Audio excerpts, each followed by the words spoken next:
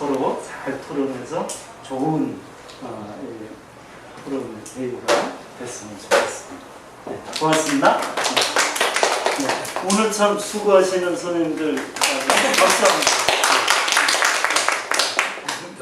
진행하겠습니다. 예, 진행했습니다. 바로 시작하시죠. 바로 진행할게요. 지금 우리 논제는 국가의 권력을 강해야 한다라는 논제로 사제동의 국소토론 진행하게 됐습니다. 그 다음에 토론자들은 지금 이제 찬성팀, 반대팀 4명씩 구성이 되어 있고요. 토론 규칙은 지금 일단은 발언 시간 잘 지켜주시고요. 그 다음에 공적인 말하기, 토론이라고 하는 건 공적인 말하기예요. 그래서 공적인 말하기에 적용되는 어떤 예절들 잘 지켜주시기 바랍니다. 혹시 질문 있습니까? 없죠? 자, 그럼 지금 순서에 따라서 지금 기조주장과 반론, 재반론 이런 식으로 이어지는데요. 지금 찬성 측 1번 박수현 학생이 먼저 주제에 대해서 입론 시작하겠습니다. 시간은 2분 정도 드리겠습니다. 입론 시작해주세요. 인간은 이성적 존재이자 이기적인 존재로 자신의 이해관계에 따라서 자신에게 이로운 것과 해로운 것을 정확하게 판단할 능력을 갖고 있는데 따라서 인간은 자기 자신한테 유리하다고 생각되는 것을 제대로 판단해서 자신의 권리의 일정 부분을 포기하고 양도해서 계약을 통해 국가를 이루었고 국가 안에서 각자의 생명과 이익을 보장받게 되었다는 것이 홉스가 주장한 리바이어던의 내용입니다.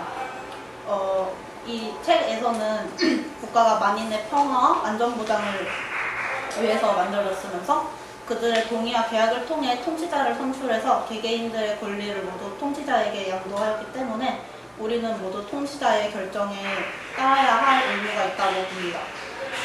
일각에서는 권력의 남용이 생겨서 개인의 이익과 권리가 침해된다고 하지만 홉스는 리바이어던에서 사회계약을 통해 성립된 국가는 개인의 이익을 기본적으로 보장하는 체제이기 때문에 통치자의 권력 남용은 애초부터 있을 수 없다고 책에서 규정하고 있습니다.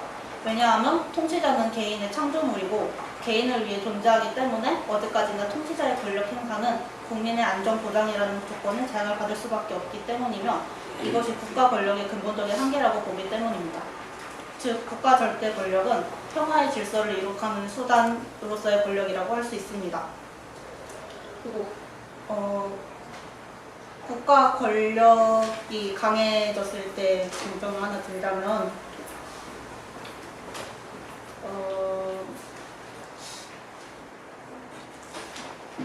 장점 하나 정도는 이제 보충 발언에서 해줬으면 좋겠고 입론에서는 여기서 마무리할까요? 마무리하시면 여기서 마무리하겠습니다. 네.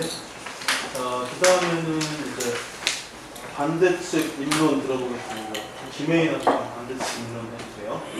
저는 국가의 권력은 강해야 한다는 것에 반대하며 다음과 같은 두 가지 근거를 본 입론에서 밝히고자 합니다. 첫째, 강력한 통치자가 잘못된 방향으로 흐를 가능성이 있습니다. 책에서 홉스는 통치자는 자신에게 권리를 부여해준 사람이므로 그 사람에게 해가 되는 행동을 하지 않는다고 말합니다.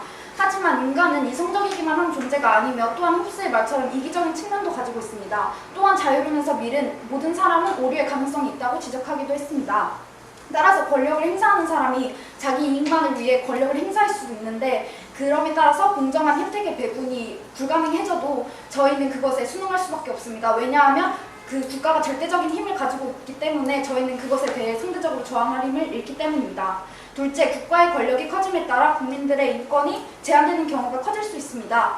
옛 국가들을 보면 왕권 강화 시기 때 전성기를 맞는 경우가 많았는데 그 주체가 그 왕이었기 때문입니다. 하지만 현대사회의 지금 주체는 시민 개개인이 되었습니다.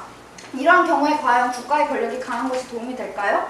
또한 국가는 개인보다 우월하다고 생각하며 국민에게 국가가 부여하는 사명을 수행하는 것을 강제하는 전체주의로 변질될 가능성이 있습니다. 대표적인 예가 나치즘입니다. 나치는 다수결의 원리 대신 강력한 지도자의 지배 원리를 내세운 대표적인 사람 중에 한 명입니다. 따라서 저는 국가의 권력은 강해야 한다는 것에 반대합니다. 네, 찬성 측과 반대 측 의견을 잘 들었습니다. 그 다음에 이제 반론을 들어보겠는데 있는데요. 이제 반대 측의 첫 번째 반론자로 이경민 학생이 찬성 측의 입론에 대해서 반론해 주시기 바랍니다. 반론 들어가겠습니다. 먼저 박수현 프로자께서 사회계약가는 개인 권리를 기본적으로 보장하기 때문에 문제가 없다고 말씀하셨는데, 여기서 리바이어던을 읽어보면은 다른 사람을 방어하기 위해 국가에 대해 정할 수 있는 권리는 없다고 규정이 되고 있어요. 그렇다면, 그리고 또 박수현 프로자께서 통치자는 개인을 위해 존재한다고 말씀하셨고, 그런데 여기서 제가 묻고 싶은 거는 다른 사람을 방어하기 위해 국가에 저항할 자유가 없다면 오히려 이게 부당한 처벌이나 위험에 대해 개인이 국가에 저항을 할 수 있지만 다른 이들이 도울 수 있는 게 아니라고 보시는 거겠죠? 그렇다면 인종차별이나 성적 소수자가 그들만의 저항으로 차별을 없앨 수 있었는지, 또 만약 이게 다른 사람을 위해 보호하기 위해 자신의 권리를 내세우는 게 왜 부당하다고 생각하시는지 의견을 듣고 싶습니다. 이상입니다.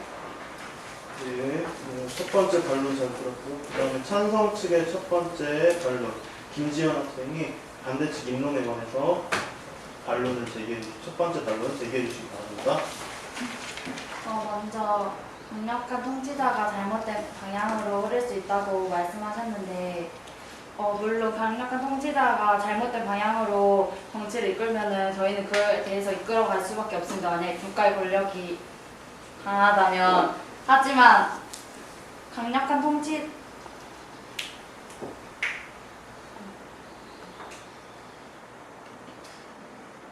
다시 다른 거 먼저 반론하겠습니다. 인권을 제한할 수 있다고 하셨는데, 만약에 국가의 권력이 강하다는 것에 반대하신다는 건 국가의 권력이 약해야 된다고 생각하시는 겁니다. 하지만 만약에 국가의 권력이 약하다면은 외부적으로 다른 나라로부터 우리나라를 지킬 수 없는, 보호할 수 있는 나다시는 것입니다. 그렇다면 만약에 국가의 안전도 지켜주지 못하면서 과연 개개인의 자유를 보장할 수 있을까요? 개개인의 자유를 보장하지 못한다면 그것 또한 인권도 보장할 수 없다고 생각됩니다. 그리고 강력한 통치자가 잘못된 방향으로 이끌 수 있다고 하셨는데, 물론 인간은 이기적인 측면이 있습니다. 하지만 홉스는 이러한 인간들이 이기적인 측면이 있기 때문에 그래서 이것을 극복하기 위해 공동의 권력을 만드는데 이것이 바로 국가의 탄생이라고 하였습니다. 그렇다면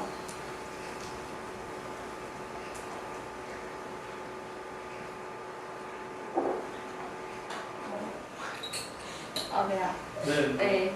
시간이 다 돼서 발언 이 정도 듣겠습니다.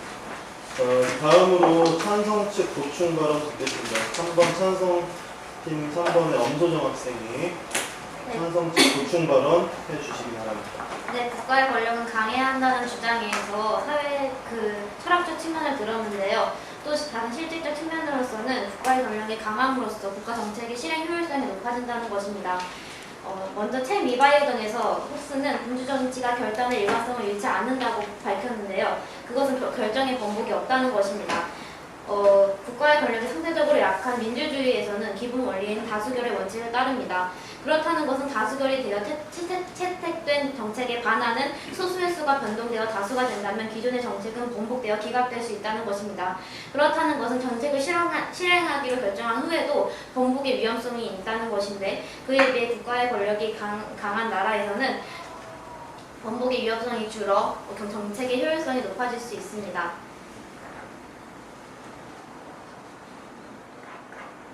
네, 이상입니다. 그 다음에 반대측 보충 발언 들어보겠습니다. 고태영 학생이 반대측 보충 발언 해주시기 바랍니다. 홉스의 주장에 따르면 국민의 보호를 위해서 국민은 자신의 권력을 통치권자에게 양도한다고 되어 있습니다. 여기서 통치권자에게 절대적인 권력이 주어진다면 통치권자가 국민의 보호를 위해서가 아닌 다른 목적으로 권력을 사용해도 이를 제재할 수 있는 힘이 없습니다. 왜냐하면 홉스의 주장에 따르면 공적인 대리자의 명령에 어긋나거나 그의 권위 없이는 어떤 일도 할 수 없다고 되어 있기 때문입니다. 그리고 국민의 권력을 양도받은 통치권자가 권력을 행사하는데 국가의 권력이 방해한다는 홉스의 이론에 따르면 그들이 어떤 권력을 행사하던 국민의 안전보장이나 외적 침입으로의 보호라는 통치권 사용의 목적에 어긋나지 않으면 권력 행사가 정당해집니다. 통치권자가 예를 들어 자신의 권력 유지를 위해서 권력을 사용하고 국민에게 명령을 내리는데 국민은 통치권자의 명령에 어긋나는 행위를 할 수 없으며 그들이 권력 유지의 본질적 사유가 국민 보호에 있고 평화를 추구하라는 자연법에 따른 행위라고 주장한다면 그들은 실정법상, 자연법상 그들의 절대 권력 행사를 막을 수 없습니다. 막기 위해서는 위법 행위를 해야 합니다. 결국 위법 행위를 하게 된다면 법의 질서마저도 무너지게 됩니다. 이와 비슷한 사례로 박정희 정권의 유신헌법을 들 수 있을 것 같습니다. 유신헌법은 조국의 평화적 통일, 자유와 평화 수호의 제약인을 주장하며 통치권자에게 절대적인 권력을 부여하는 헌법입니다. 겉으로는 국민의 보호와 평화 유지에 목적을 둔 것 같지만 그 이면에는 박정희 대통령의 장기 집권을 목적으로 두었으며 이 헌법을 통해 국민은 참정권과 자유권 등 권리를 수탈당했습니다. 국민들은 이에 반발하며 유신 반대운동을 일으켰습니다. 대표적인 게 분망쟁이죠.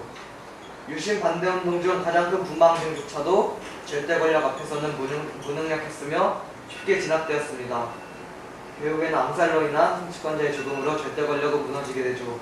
제 부충 발언을 정리하자면 절대 권력을 가진 통치권자가 정당한 목적을 내세우며 권력을 자신의 이익을 위해 사용하더라도 이를 제재할 수 있는 힘이 없으며 이를 제재하기 위해서는 결국 위법행위가 일어나며 법의 질서가 무너진다는 것입니다.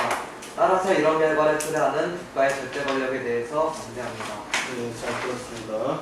다음으로 이제 재반론 들어보겠습니다. 찬성층 먼저 하겠는데요. 이현지 학생이 재반론, 보충 발언에 대한 재반론 해주시기 바랍니다. 찬성층 재발론 시작하겠습니다. 권력이란 사회에서 단체 생활을 하는 우리가 필연적으로 생각해 보아야 할 문제입니다. 하지만 홉스가 말한 권력은 현재 시대에 대해 차고적이라 생각합니다. 강력한 국가 권력이 없는 원시 사회는 감시하는 자가 없습니다. 그래서 서로 죽이고 죽여 강한 사람만 살아남습니다. 그것보다는 강력한 권력, 즉 리바이어던이 감시하면 양육강식의 사회는 없어지게 됩니다. 하지만 이것은 단지 16세기의 얘기일 뿐입니다. 불과 30-40년 전 만인 20세기만 하더라도 북한의 김일성, 우리나라의 박정희, 그리고 쿠바의 총리 카스트로 등이 세계 각지의 리바이어던이었습니다. 그러나 지금은 21세기이며 사회 자기 발언을 표출할 수 있는 개개인이 주인된 시대입니다. 이 시대, 즉 민주주의의 홉스의 이론을 도입할 경우 군주적이긴 하지만 개인의 이성에 바탕을 두는 자본주의의 시초라는 데 의미를 두고 싶습니다.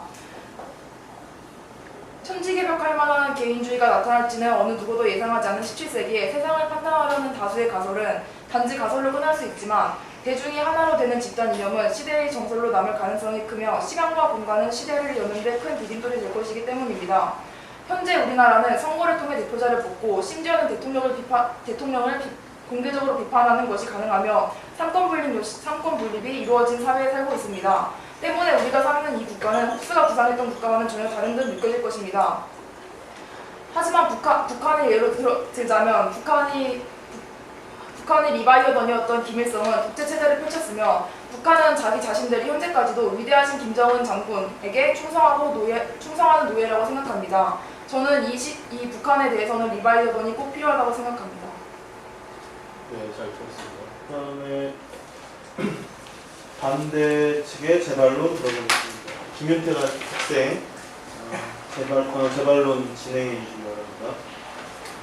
일단 북한을 예로 많이 보시는데 일단 북한이라는 나라는 좀 여기 홉스가 말하는 사회적 계약이라는 것 자체가 존재하지 않아서 여기서 말하는 건 좀 어긋난다고 생각하고 그 대통령 그러니까 통치자의 권력이 너무 막강하면 상권분립이 존재하더라도 통치자가 유리한 대로 막 의회나 국회를 막 조정할 수도 있다고 생각합니다. 예를 들어 박정희 대통령 때도 국회는 있었지만 국회의 그 위력은 좀 많이 하락되었고 박정희 대통령이 지시한 대로 진행되고 그로 인해서 사람들은 그냥 순종되고 그냥 박정희 대통령이 원하는 대로 이끌어갈 수밖에 없었습니다. 그리고 그 국가 권력을 강하면 개인의 자유가 보호될 수 없다고 하셨는데 국가 권력이 약하더라도 유럽연합이나 유럽연합 같은 걸 보듯이 유럽연합은 국가의 그 권력을 조금씩 양보해서 공동체 같은 걸 형성했는데 유럽이라는 나라가 인권이나 뭐 그런 인권, 뭐 여성 그런 거에 대해서도 좀 많이 향상된 의식 같은 걸 가지고 있기 때문에 국가 권력이 굳이 약하더라도 그런 인권 같은 거는 충분히 보호받을 수 있다고 생각합니다. 이상입니다. 네, 준비 많이 하셨네요. 이제 준비한 것 말고 이제 여러분의 언어로 주제에 대해서 토론을 좀 하고 싶습니다. 이제 마지막으로 반대측이 제발을 했는데 찬성 측에서 혹시 이제 우리 삶과 관련해서 우리 학생들이 이제 생각할 수 있는 국가의 권력이 강해야 되는지 아니면 약해야 되는지 그런 거에 관해서 얘기를 해주실 수 있으세요?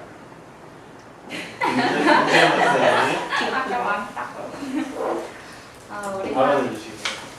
우리 상속에서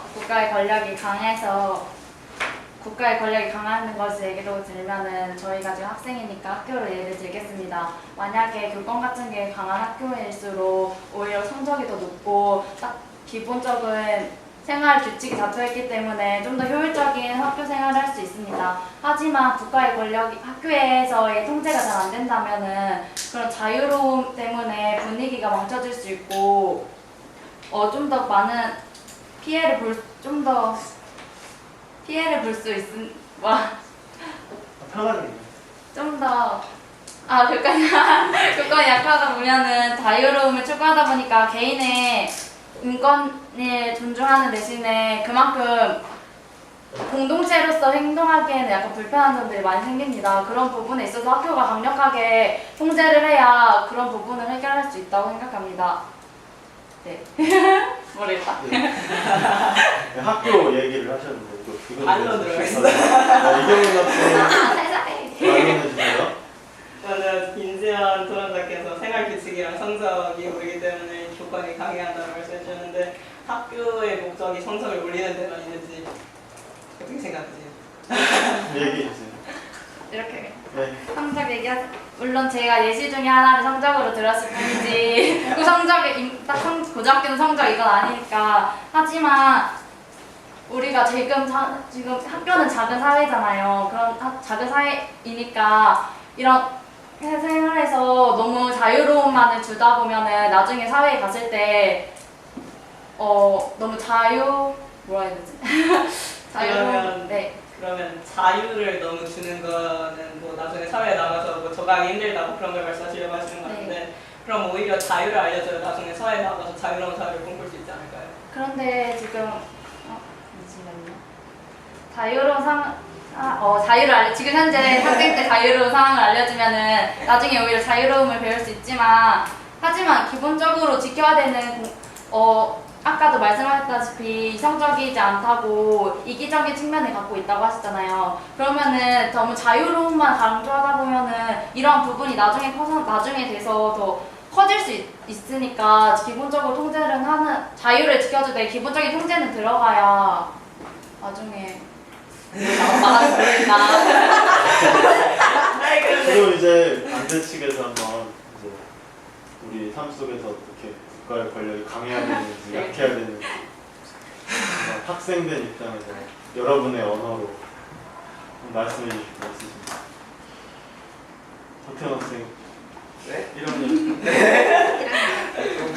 좀 면태기 준비 많이 해주세요. 15초 정도 됩니다. 15초.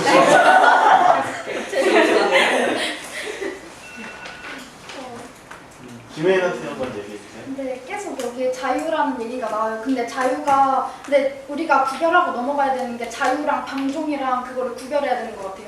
왜냐하면 자유는 그냥 만약에 무슨 권력이 이렇게 자유를 이렇게 억누른다고 해요. 근데 이거는 잘못된 거고, 근데 방종하는 걸 억누르는 건 괜찮아요. 왜냐하면 그거는 자기가 한 일의 행동에 대해서 책임을 안 지는 거니까요. 근데 다른 거는 자유는 책임을 져야 돼요. 그러니까 내가 그게 우리 민주주의 사회의 그 기본이잖아요. 그래서 그 방종은 하지 않게 하되 자유를 지켜주는 게 우리 삶 속에서 중요한 것 같아요. 그리고 아까 다수결 번복의 위험성이라고 얘기가 나왔는데, 근데 제가 아까 말씀드렸다시피 모든 사람들은 진짜 틀릴 수가 있어요. 그 사람이 어떤 막 완전 훌륭한 사람이어도 예를 들면 옛날에 뭐 과학자가 어떤 것을 증명했다. 예를 들면 지금 뉴턴의 그런 법칙 같은 것도 지금 보면 틀린 경우가 있잖아요. 그렇듯이 사람들은 다 모두 틀릴 수 있단 말이에요. 그게 나이를 막론하고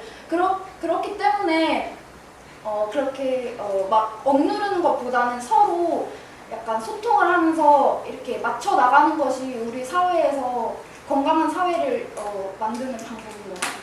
국가의 권력으로 통제하는 것이 아니라 뭐 인식이 개선이 되는 그런 말씀이신가요? 네, 그냥 인식은 서로 네, 맞아요. 사회가 조화를 이루어야 되는데 그게 그러면 어떤 방법이에요? 근데 아까 그 공동체 그런 얘기가 나왔잖아요. 근데 저희가 말하고자 하는 거는 막 국가의 권력이 완전 약해지면 안 돼 이런 게 아니고 그냥 어느 정도 선을 지키되 그게 힘들겠지만 그게 억누르진 않는 거거든요. 그게 목표잖아요. 솔직히 이상적인 사회에. 그래서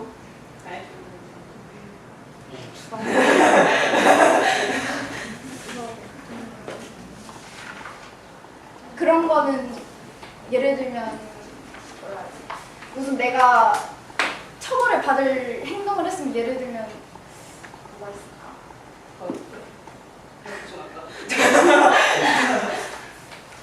예를 들면 범죄를 저질렀으면 그건 어떻게 하든 내 자유잖아요. 근데 그건 다른 사람한테 피해를 주잖아요. 근데 그걸 억제하는 건 맞아요. 근데 내가 이걸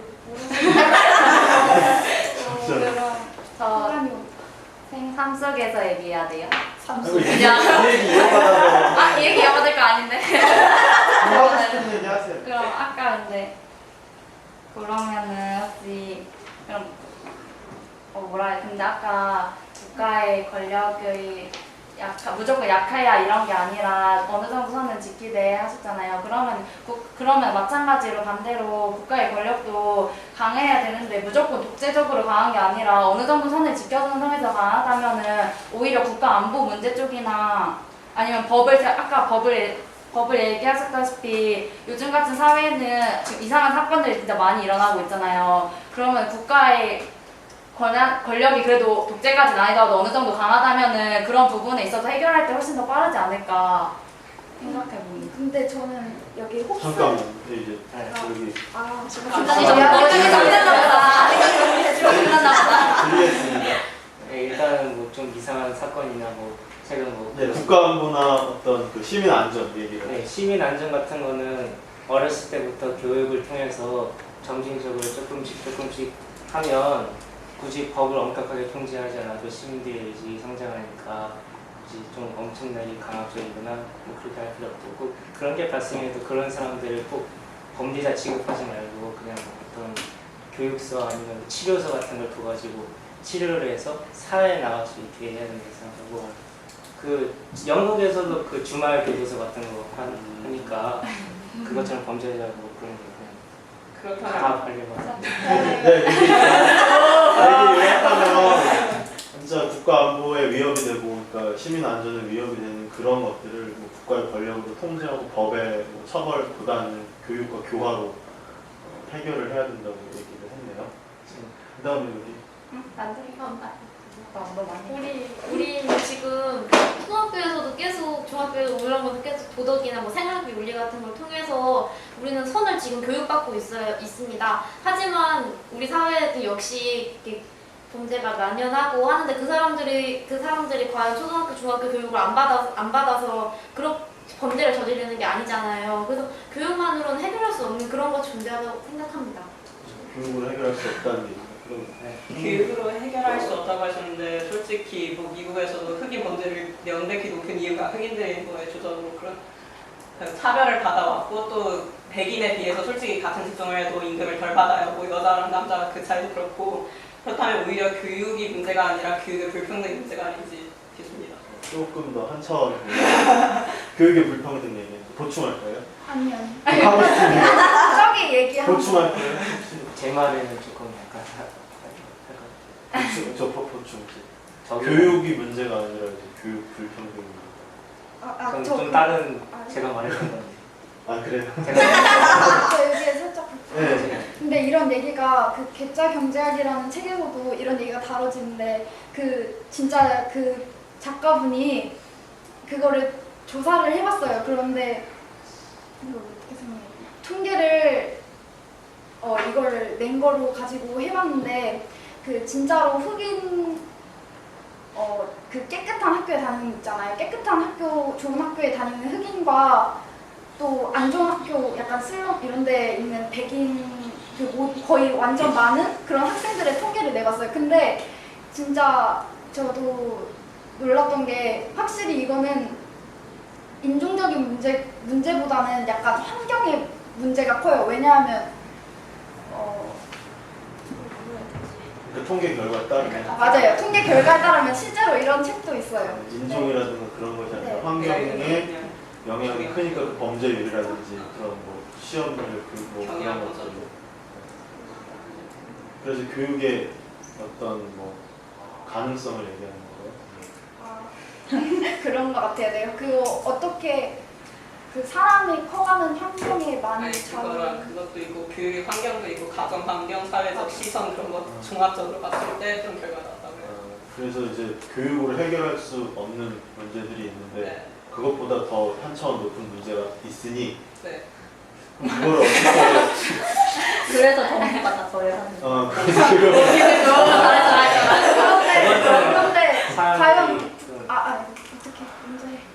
그거는 사람들이 의식이 좀 성장해가지고 그런 사회학자든 뭐든 그런 좀 교육이 안 되는 그런 사람한테 무상 교육 같은 걸 하거나 좀 사람들이 그러니까 사람들의 의식이 자라기 전까지는 국가의 역할이 크게 애초에 작용해야 의식이란 게 어떠한 사건이나 그런 걸로 인해서 갑자기 커지는 경우도 세월호 사건처럼 갑자기 안전의 의식이 높아지는 것처럼 어떠한 사건이 일어나면 그거에 대해서 사람들 의식도 충분히 성장하고 꼭 사건이 없어도 입장 바꿔 생각하든가 아니면 사람들을 좀 살아가는 이야기 들으면서 의식이 성장할 수 있는 거.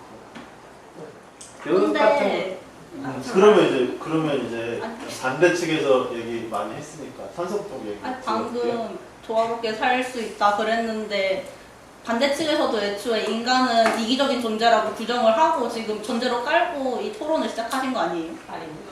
나는 국가의 권력을 다스리는 사람도 이기적이야. 그래서 이기적입니다. 그래서 그 사람이 실제로 전 세계 정치인들이 보면 막 다 그런 완전 이상적인 그런 그게 국가 권력이 강했을 때 입장은 전 완벽한 통치자가 존재할 때 나온다고 생각해요. 왜냐면 그 사람이 심지어 선한 사람이어도 그 사람은 실수를 할 수가 있어요. 모든 사람 우리 시험 볼 때도 다 실수하지 않은 내용인데 아는 내용인데 네 그렇듯이 그래서 그거를 만약에 그 사람이 절대적인 힘을 가지고 있어서 그 사람이 어떤 딱 결정을 내리면 그걸 번복할 수가 없다고 말씀하셨잖아요. 그게 문제인 거예요. 그리고 국가의 권력을 사람이 이기적이라는 저는 전제를 미리 깔고 갈게요. 그래서 국가의 권력 그 행사하는 사람을 믿을 수가 없어요. 그래서 저는 로크가 그 사회계약서에서 말했던 것처럼 그 국민이 저항권을 가지고 있어야 한다고 생각하고 또 사건 분립 그런 시스템 솔직히 우리나라는 잘 안 되고 있잖아요. 그것처럼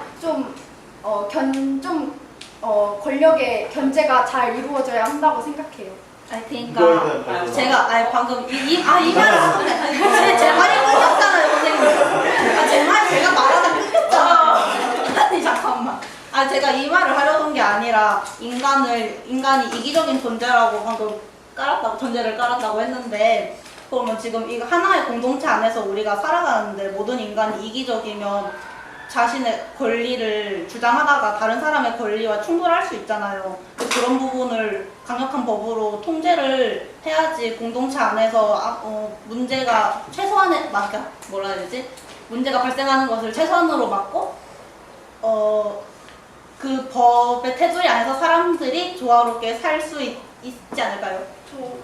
여기 한번 반대 많이 하셨으니까. 수연이 말 조금만 보충해서 갈게요. 그 아까 수연이가 혜인이 말한 거에서 그 이기적인 사람 그거에 대해서 조금 방금 말했잖아요. 근데 거기서 사람이 이기적이게 되면 약간 자기 욕심을 챙기느라 자기 이익을 위해서 더 나아가고 약간 경쟁이 더 심화돼서 경쟁이 심화되는 거는 패배하는 자가 무조건 생기는 거고 이기는 자 이렇게 생긴다는 게 약간 일반적인 현상이잖아요. 근데 그렇게 계속 반복되는 지금 시기에서 사람들이 그러니까 진짜 소수의 사람들일 수는 있지만 몇 명의 사람들은 그런 요소, 그런 되게 승자와 패자가 나오고 승자는 모든 것을 얻고 패자는 모든 것을 잃는 그런 요소들을 강력한 사람이 나와서 그러니까 그런 경쟁이 있는 게 아니라 되게 뭔가 평화적으로 질서를 잡아줄 수 있는 사람이 되는 걸 원하기도 한다고 생각을 해요. 그래서 우리가 그렇게 생각을 하는 게 그러니까 우리도 모르게 되게 리바이어던이라는 그런 강력한 거를 원해서 그렇게 그러니까 뭐라 해야 되지? 경쟁이란 거를 멈춰줬으면 하는 약간 그런 거가 있다고 생각해요. 그러니까 우리 스스로도 모르게 리바이어던을 원하고 있다고 생각을 해요. 지금 요약해보면 이제 경쟁 사회에서 도태되는 사람이 있고 그걸 뭐 독식하는 사람이 있다. 그래서 그걸 해결하기 위해서 좀 절대적인 권력이 필요하다. 그런 얘기죠. 네. 해주세요. 일단 박수현 토론자도 그렇고 이현희 토론자도 그렇고 뭐 경쟁 얘기 말씀하시고 조화를 이뤄가야 하는데 권리가 충돌하고 뭐 이런 거 말씀하셨어요. 그런데 통치자가 그러면은 이걸 막 균형을 맞춰서 평화를 좀 유지하고 그래야 된다고 지금 주장하시는 거잖아요. 그런데 제가 오히려 이걸 문제라고 보는 게 또 여기서 이기적인 사람이라는 걸 또 전적하고 합니다. 그런데 통치자가 만약에 이걸 평화를 유지한다고 했을 때 솔직히 통치자는 최대한 많은 사람들에게 이익이 갈 수 있도록 이걸 조정해야 돼요. 그런데 만약에 이게 경쟁이 없고 서로 목소리를 높이지 않은 상태에서 통치자가 마음대로 국가에서 결정해버리면 우리 다수는 소수의 의견을 못 듣는단 말이에요. 아니 솔직히 이 경쟁 과정을 통해서 우리는 소수의 의견을 듣고 얘네가 어떤 문제를 가지고 있는지 서로 어떤 이익과 권리를 주장해서 이런 싸움이 일어나는지 이걸 알아가는 과정에서 진짜 평화가 나올 수 있는 건데 이걸 아예 없애버린다는 건 너무 독재 정치? 잠깐만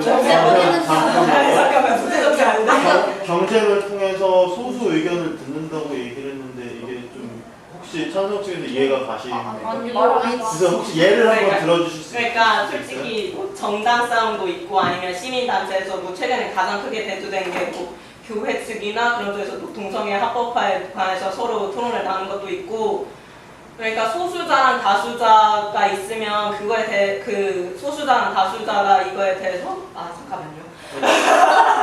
경쟁하는 측면 경쟁한다는 게 아니라 그렇죠. 서로 네. 이익을 주장하는 그럴 때 이제 소수 의견을 알 수가 있다. 네. 그게 경쟁이라고 하는 게 좀 요소가 떨어지면 알 수 없다. 그런 얘기였습니다. 네. 국가의 권력이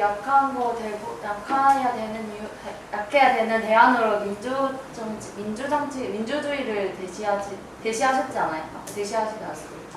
근데 민주주의는 다수결의 결정을 존중하는 건데 방금 하신 말씀은 소수자의 결정을 존중하는 식으로 말씀하셔서 그 부분에 무슨 얘기가 그렇죠. 민주주의가 다수결의 원칙이긴 하고 그런데 그 과정에서 서로 토의를 통해서 서로 문제를 알아간다는 점이 제가 하고 싶은 말씀이에요. 네, 그래서 이런 식으로 지금 이야기가 흘러가고 있는데요. 그러면 조금 논의를 발전시켜서 저 주제에 대해서 우리가 많이 생각을 해봤잖아요. 그치? 그럼 저 주제에 대해서 국가의 권력이라고 하는 게 우리 사회를 뭔가 이상적으로 만들어 나가는데 어떻게 작용해야 되는지 발전적인 방향을 한번 토론은 아니고 이제 조금 토의 쪽으로 조금 갔으면 좋겠어요. 그러니까 그런 성질의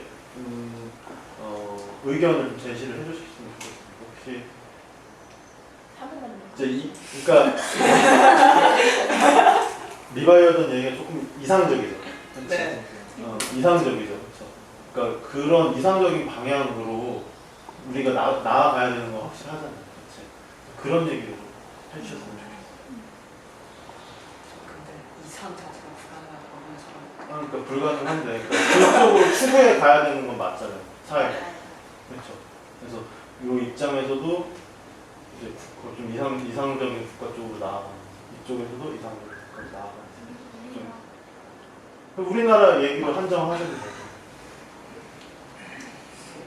일단은 사람들 의식 성장 같은 것도 필요하고, 그리고 사람들이 서로를 뭐 인정을 안 하자는 우리나라는 뭐 옛날부터 뭐 국민성이나 좀 예세 뭐 그런 것들이 작용은 하지만, 국회 같은 것도 그 사람들 의견도 아니고, 국회나 대통령도 보면 그 당사자들의 의견은 잘 안 듣고 자기들의 생각대로만 하니까 이렇게 계속 충돌이 일어나는 거지.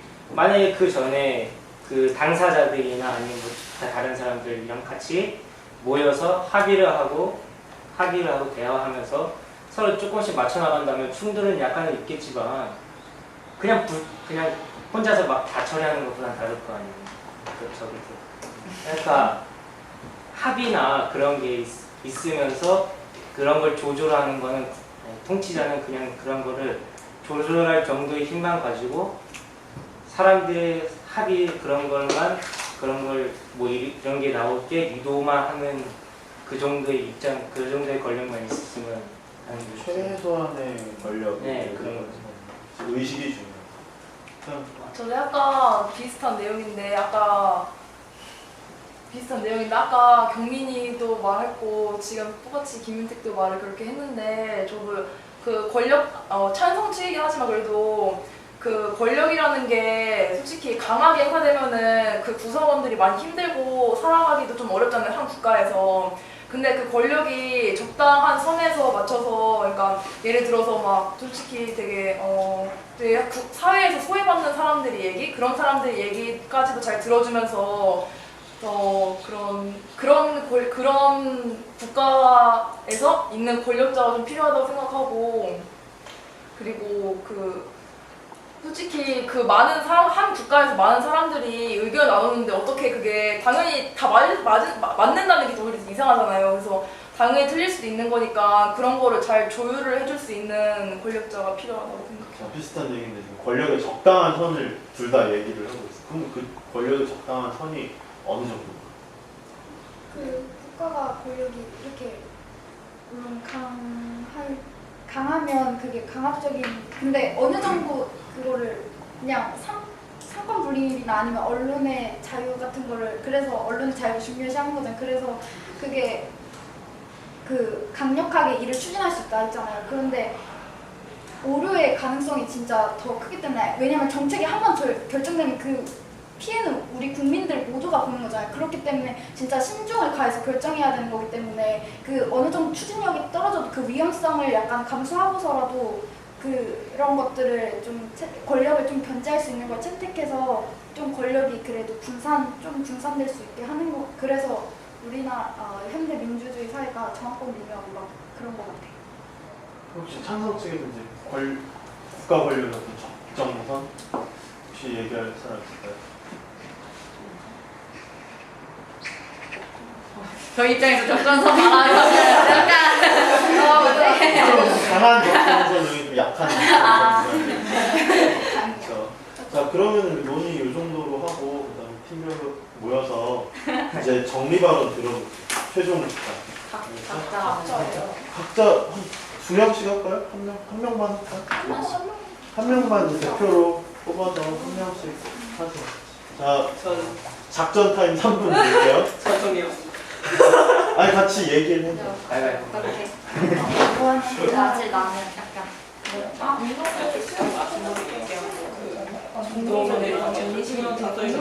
지금 말한 걸로 지금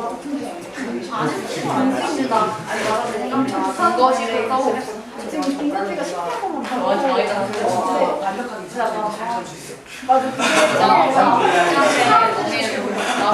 아니 이미 실패했잖아. 근데 나 진상주의랑 내가 그걸 나한테 공산주의라는 게 지금 아직 내가 혼합 경제적 개인 경제를 안전하게 보호해주고 중심을 바꿔주기로 국가 제도 그런 것처럼 그런 걸 적절하게 조화가 추가할 수 있는 의견이 나는 그거에 대한 그런 권력자가 존재할 수 없어. 왜냐면 경례 생심이라고. 그러면 생겨. 이 녀석이 다 돌아가. 그런 권력자를 아까 안고 국민들이 내가 만약에 여기서 망민 언급을 하긴 대통령처럼 했거든. 근데 내가 아까 옛날 망민 대통령처럼 국민들이 나서서 이런 주장 펼치고 그런 국민들이 거 나선다 해도 걔네들 결국은 거기 가서 근데 이미 최단에서 많은 이것이 이야기를 한 책을 보면 근데 정해서 오히려 권리를 사용당하는 게 더 많은 아 마늘 사냥도 있어. 막 그냥 많은 중세 시대라고 근대로 넘어갈수록 사람들의 의식이 성장하고 그대로 넘어갈수록 아니야 이거 약해지지 않다. 세계대전도 얼마나 끔찍했는데. 그건 미국이 일단 우리 전체 아 미국적으로 내가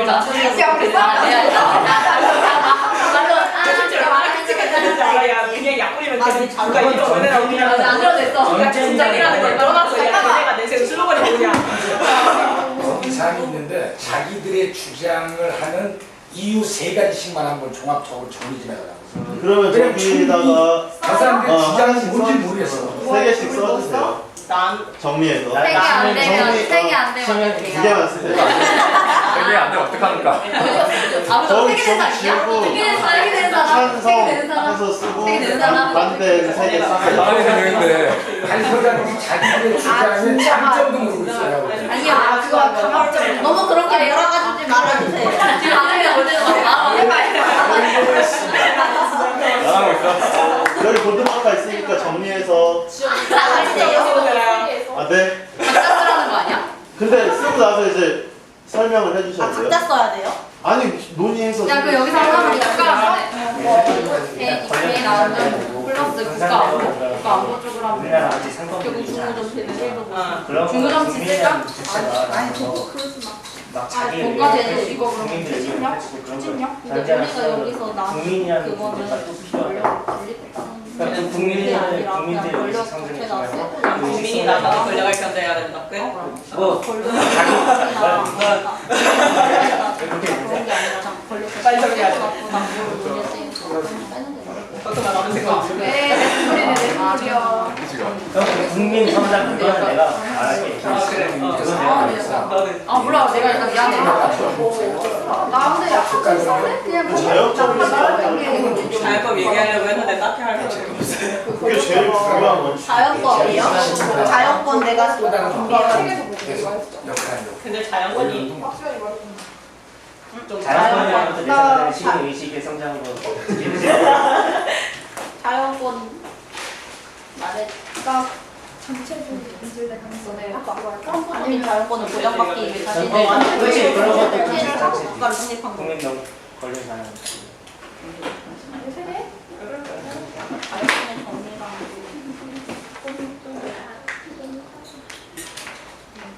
지금 2개 넘은 거 아니야? 그리고 하나 더 에너지 자기발전 연결이나 이런 거 있습니다. 지금 방향이랑 안 맞는 거. 더 많아?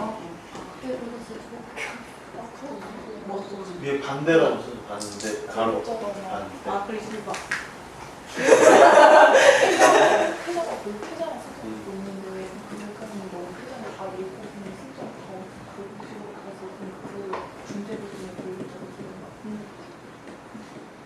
그게 최고 없는 거 아니야? 회사 쓴다? 회사 쓴다? 회사 쓴다.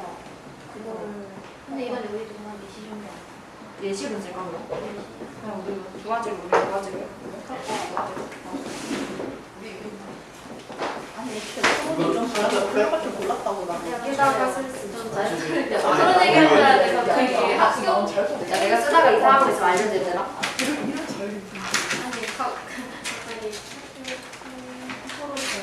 이런 방향 자체가 내가 준비한 거 같아.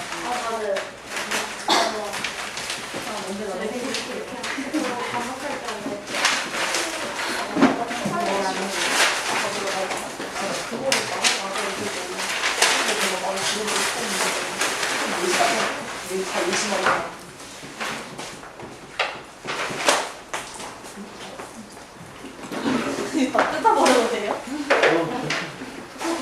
아 형식적이다.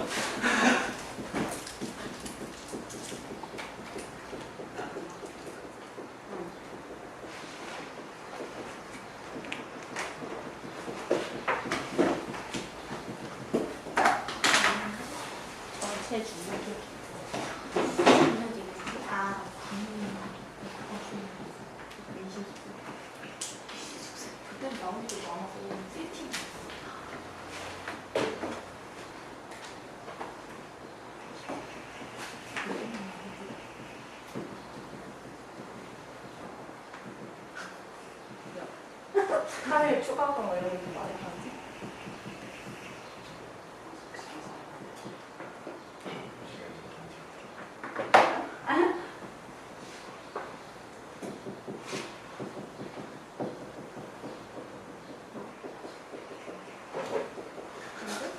맞나? 봤어? 마음 없어. 야, 얘들 다 같이 얘기해. 됐나요? 봐야 해서. 사례도 사례야. 사례에서 말씀하실 때. 자, 최종 주장은 반대측부터 들어볼 거예요. 왜 그러면 이제 그 토론에서는 반대가 유리하고 반대측 최종 주장 들어보겠습니다. 일어나서 말씀해 주세요. 각자 말해도 돼요. 아까 한 명이 하랬잖아. 맞아, 한 명이 없잖아. 왜 그래? 날카롭냐? 왜 날카롭냐? 다 한마디씩 하고 싶으면 되게 하세요. 한마디씩 하래. 아, 어쩌고 시작해서 자유롭게 하세요. 그럼 반대측 인나서 이제 최종적으로 저 옆에 가서 저거 옆에 가서 번호 각자. 또 하세요.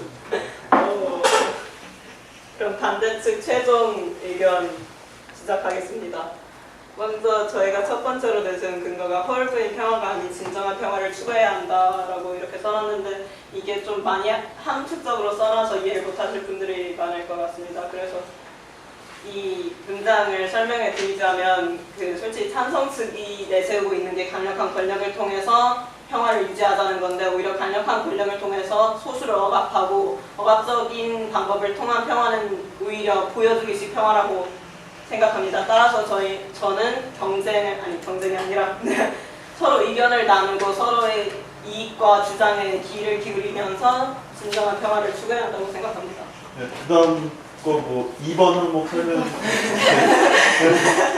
네. 김태 학생. 국민이 나와서 권력을 견제한다고 생각했는데요. 일단 우리나라는 뭐 거의 대부분의 나라가 민주주의고 민주주의 나라는 상권 분립이 존재하는데 그 상권 분립도 제대로 안 될 경우가 있고 통치자의 권력을 강화하든 부정부패가 많든 그런 경우로 인해서 잘 안 될 수 있는데 만약에 국민이 나와서 그거를 견제하는 또 다른 세력이 된다면 꽤 좋다고 생각했는데요. 왜냐하면 유럽이란 나라가 다른 나라에 비해서 서유럽 국가가 다른 나라에 비해서 부정부패나 통치자가 자기 뜻대로 할 수 없는 게 옛날부터 프랑스 혁명, 2월 혁명, 7월 혁명 등등 많은 혁명들을 통해서 국민의 힘을 보여줬고 그 국민의 힘을 성장한 것 보여준과 동시에 국민들의 의식도 성장하니까 만약에 통치자가 잘못만 조금 자기들 뜻대로 안 되면 들고 일어서고 데모하고 파업하든 시위하든 해가지고 국민의 힘을 보여주니까 국민이 나서 우리나라에도 만민공동회 같이 그런 것처럼 국민의 힘을 제대로 보여줄 수 있는 제도나 아니면 그냥 국민 스스로 자발적으로 권력을 견제하려는 의식이 있고 그걸 한다면 민주주의든 민주주의가 발전하고 국가도 더 발전할 거라 생각합니다. 네. 자, 다음. 이거 전체주의로 변질될 가능성이 있다 했는데 이거 좀 약간 극단적일 수도 있지만 책 1984년에 그게 진짜 완전 무섭잖아요. 그게 어떻게 보면 정말 극단적 전체주의라고 볼 수 있단 말이에요. 근데 이건 책이니까 현실로 돌아와서 아까 제가 나치즘을 예로 들었는데 이게 좀 더 정확히 설명을 하자면 나치가 수권법이라는 거를 제정을 해요. 그게 의회가 행정부의 법령을 제정할 수 있는 권한을 위임하는 거예요. 근데 그래서 이 나치당 독재 체제를 할 수 있었고 그래서 제2차 세계대전을 일어났고 또 국민 기본권을 빼앗고 목숨도 빼앗았죠. 오히려 저희 국가의 안보를 시민의 안전 이런 걸 얘기하고 있지만 오히려 이런 상황으로 발전할 수 있다는 거예요. 반대로. 맞아요. 네. 근데 이게 나치 독일 얘기뿐만 아니라 이탈리아에서도 비슷하게 파시즘이라는 것도 있었고 또 전체주의의 일종 중 하나가 또 일본의 군국주의도 있어요. 그렇게 이게 결코 적은 수가 아니거든요. 왜냐하면 그 나라들이 다 쟁쟁한 나라잖아요. 그래서 엄청 피해를 봤단 말이에요. 그래서 이런 가능성이 충분히 있기 때문에 국가 권력이 강하면 네 이런 이런 가능성이 생길 수 있잖아요. 엄청 무섭잖아요. 무서워요. 그래서 이런 의견에서 저는 반대합니다. 네, 잘 들었습니다. 그럼 찬성 측 최종 주장 그러면 차례 얘기하고 싶으면 얘기까지. 들어보겠습니다. 먼저 국가의 권력이 강하면은 개인 각자의 안정이 보장되고 국가의 안보가 보장될 수 있습니다. 만약에 국가의 권력이 약하다면은 다른 나라로부터 우리 국민들이 위협을 당할 수도 있고 불합리한 대우를 받을 수 있습니다. 그리고 또 만약에 사회에서 갈등 같은 게 발생한다면 국가가 통제하기 힘들기 때문에 사회 분위기도 불안정해질 뿐더러 큰 혼란을 초래할 수 있습니다. 그렇다면 바로 피해를 보는 것은 우리 국민입니다. 반대해서 얘기했다시피 개인의 인권이나 자유를 침해한다고 주장하셨는데 하지만 개개인의 안정도 보장되지 않는 상태에서 어떻게 개개인의 자유를 주장할 수 있을지 자유를 누릴 수 있을지 저는 그것에 대해서 다시 한번 의문점을 가져왔으면 좋겠다고 생각을 하고요. 그리고 국가의 권력이 강하면은 딱 국가한테 권력이 모이기 때문에 중심을 잡아주게 됩니다. 그러면은 법과 제도를 통해서 효율적으로 통치가 가능하게 됩니다. 그래서 중심을 잡아주게 돼요. 그 중심을 잡음으로써 추진력을 얻게 되어 통제력과 효율적 측면에서 훨씬 더 많은 효과? 제도 이런 걸 얻을 수 있다고 생각을 합니다. 그래서 저는 이러한 이유로 국가의 권력은 강해야 된다고 생각합니다.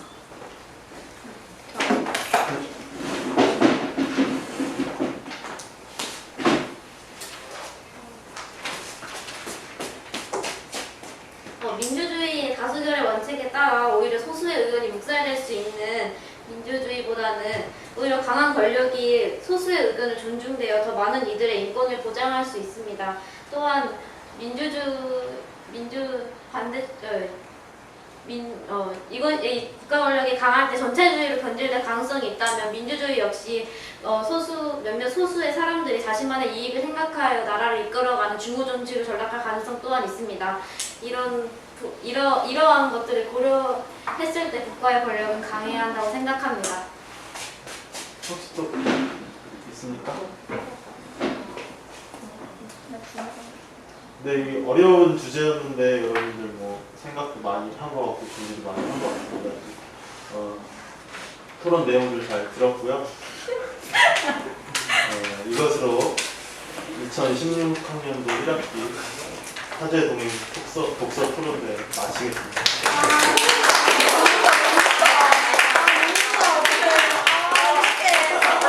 미안해요. 발로 내려와. 아니야. 나 살짝 뭐야? 나 아까 그 선택. 나 마지막에 발로 시작하고 있어. 발표할 때. 내가 와도 토론 준비하고 이제 끝나는 네, 저 남자예요.